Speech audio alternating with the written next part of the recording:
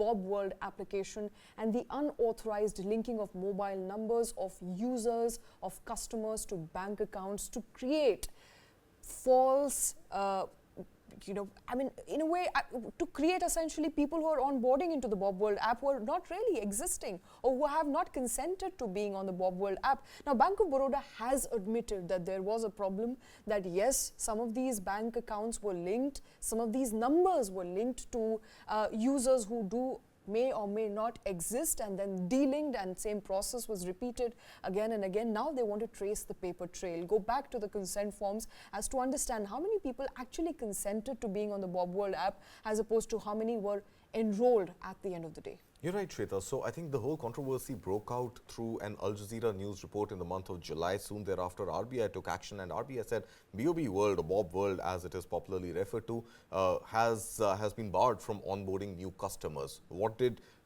went down actually in preceding months to that report was that employees at Bank of Baroda were given very hard targets of onboarding X number of customers every month.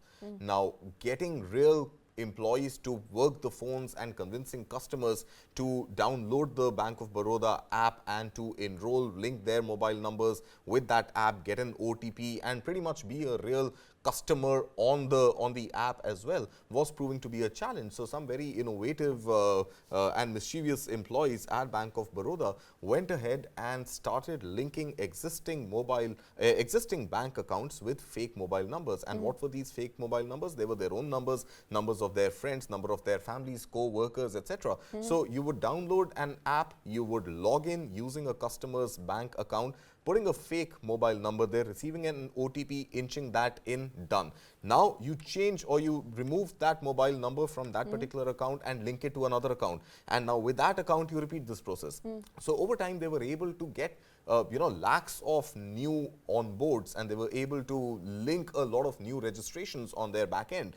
But none of these were apparently, or many of these were not apparent real customers doing the process of signing up themselves using their own mobile numbers. And that is when RBI said that, hey, stop onboarding fresh customers until you sort out this mess. Initially, Bank of Baroda had denied these allegations, but it never really vocally admitted to any misgivings also, except that it hinted by saying that it is going to take corrective action. So I think that in a sense was some sort of an admission of guilt.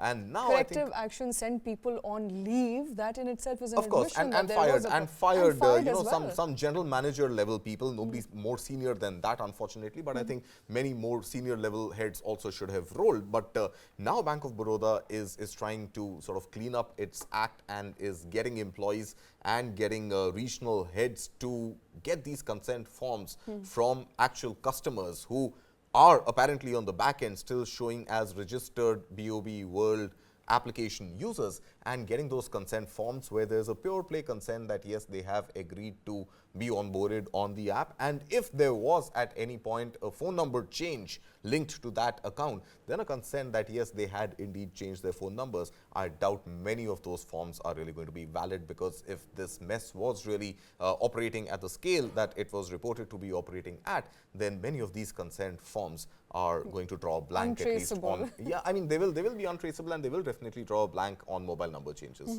But this actually gets the alarm bells ringing as to what extent customer data was also compromised at the end of Bank of Baroda, because many of these mobile numbers which were linked to some of these bank account numbers, their data was made available on the Bank of Baroda BoB World application. So that investigation also needs to conclude further. So apparently there is an independent audit which is on, and that audit is being done by an external agency. It's both being managed as well as supervised by external agencies, and yeah, hopefully that audit should coincide with this paper trail, whatever it finally amounts to. All right, and hopefully there'll be some closure to the customers who were onboarded using some of these fake account numbers as well as fake phone numbers.